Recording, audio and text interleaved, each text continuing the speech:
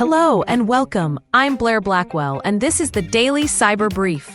Here's today's rundown of the biggest cybersecurity stories you need to know today. Good morning. This is the Daily Cyber Brief for Friday, January 30th.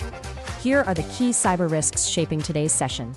Actively exploited zero-day flaws in Ivanti Endpoint Manager Mobile, a significant consumer platform data breach, and a fresh spotlight on exposed AI infrastructure and industrial control systems. Ivanti rolled out security updates for 2 remote code execution issues in its Endpoint Manager mobile platform after confirmation they're being used in zero-day attacks. One of the bugs is now on CISA's known exploited vulnerabilities list, which elevates urgency for government and private enterprise alike. The story continues a wider pattern this week. Identity and management control planes remain high-leverage targets, and patch cadence matters.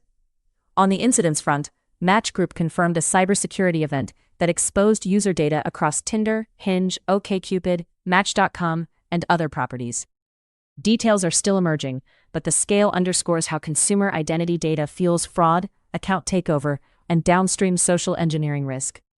Separately, Marquee Software Solutions tied its 2025 ransomware breach, affecting dozens of U.S. banks and credit unions, to a compromise of a third-party cloud backup service, highlighting how supplier access and backups can become a ransomware blast path.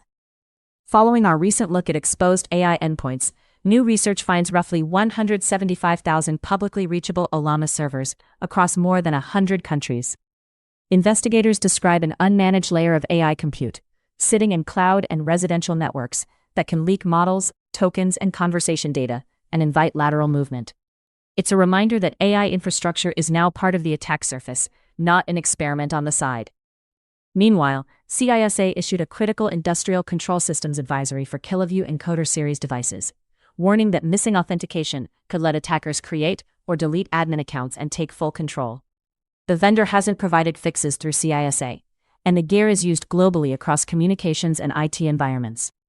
In a separate notice, CISA republished Rockwell automation guidance for ArmorStart LT motor control devices, with denial of service weaknesses. There's no patch yet, so resilience depends on network architecture and exposure management. Rounding out operations risk, Microsoft linked Windows 11 boot failures seen after the January updates to prior failed attempts to install the December security release, which left some systems in an improper state. For enterprise IT, it's a change management and telemetry story as much as a patching one. Looking ahead, watch for accelerated patch adoption and additional guidance around the Ivanti EPMM flaws as exploitation continues. And monitor vendor channels for any remediation updates on the KiloView and Rockwell advisories.